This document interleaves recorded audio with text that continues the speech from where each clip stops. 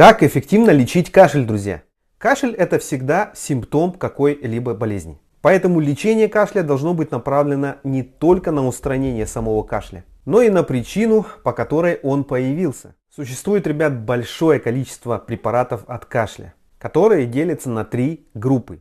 Отхаркивающие средства, которые улучшают отхаркивание мокроты. Муколитические средства, которые способствуют разжижению мокроты. И средства, подавляющие кашель, которые действуют на кашлевой центр. Плюс бронходилататоры.